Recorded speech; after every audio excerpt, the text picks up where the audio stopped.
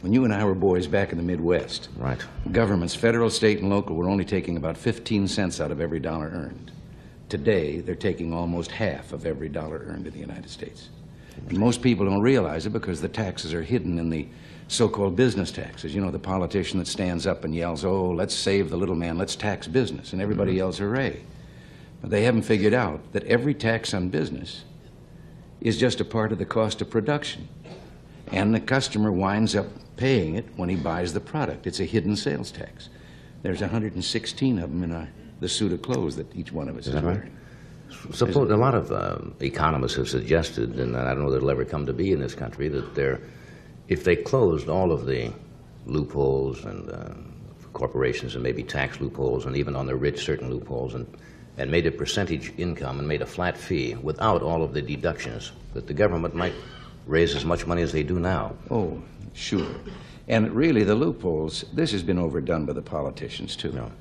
The bulk of the money that is taken by what are called loopholes are the legitimate deductions with which, if the people didn't have them, they couldn't pay their income tax. Interest on their mortgage, interest on the installments on their car, their property taxes on their home, if they have one, and so forth. These are, in politicians' eyes, loopholes. But we ought to have tax reform, and we ought to start by making it so simple that you don't have to hire a lawyer to find out how much you owe every year. That's for sure. It used to be a little simplified, but not anymore. Johnny, we live in the only country in the world where it takes more brains to figure out your income tax than it does to earn the income. Maybe you're right. We've gotten in the habit over the last 40 years of thinking the government has the answers. There's very little that government can do as efficiently and as economically as the people can do themselves. And if government would shut the doors and sneak away for about 3 weeks, we'd never miss them. Our biggest problem is that we have built a permanent structure of government, federal, state, and local. The permanent employees, and they've come to the place that they actually determine policy in this country more than does the Congress of the United States. Mm-hmm. There are 14.5 million public employees in the United States. That's quite a voting bloc.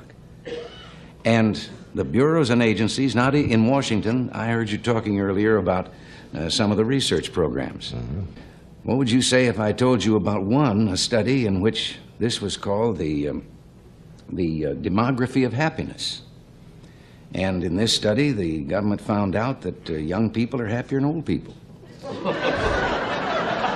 And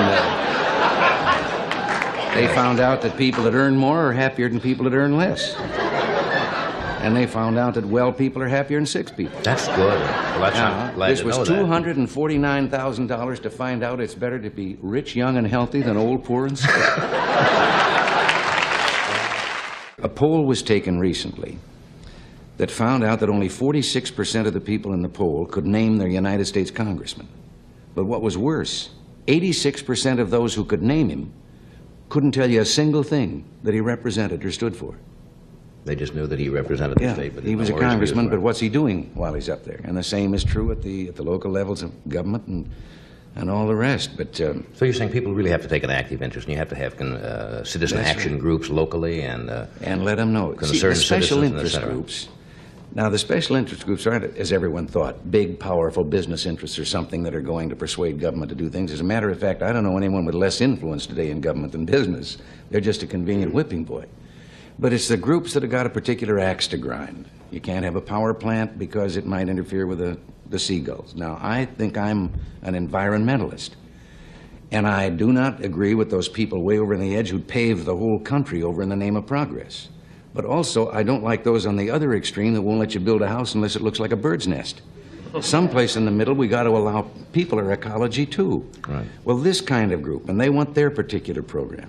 Hundreds of dollars have been added to the cost of an automobile, putting gadgets on it to clear up the air. We're the only country in the world that's set out to do it that way.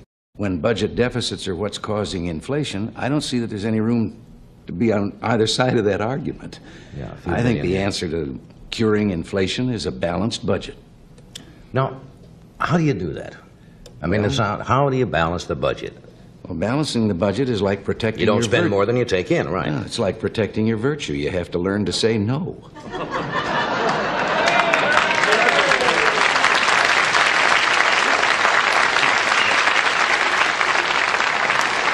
There's got to be another way. What's the second option? Well, no, there's some ways that this could be brought about. First of all, that limitation. Here's another one. Why shouldn't we have, in addition to a simplified income tax, why shouldn't we also have a law that says that any time a legislator or a congressman introduces a spending program, he has to introduce with it a tax program to pay for it? Then let the people find out. There was a woman that, from a financial firm that was back at the President's Economic Council, and her words weren't quoted. Everybody else's words got in the paper, all the Hellers and the Galbraiths and all the so-called economists. And I have a degree in economics, so I can say this. I think an economist is someone who has a Phi Beta Kappa key on one end of his watch chain and no watch on the other. This woman said that you go to the polls and you ask the people, do they want some social service, some program that government can give? And the people in the polls are apt to read and say, hey, that sounds good, yeah. Mm-hmm. But she says that isn't exactly accurate. She says put a $100 bill in each person's hand and then show them the program and say, now, isn't that a nice program? Do you want it? Give me the $100. And she says, see what the poll says then, and how many people hang on to the $100 instead of the program. In other words, if it's rather hidden and someone doesn't know exactly where it's going to come from. All the government programs start $1 down and we'll catch you later. And they multiply all of those things that you were...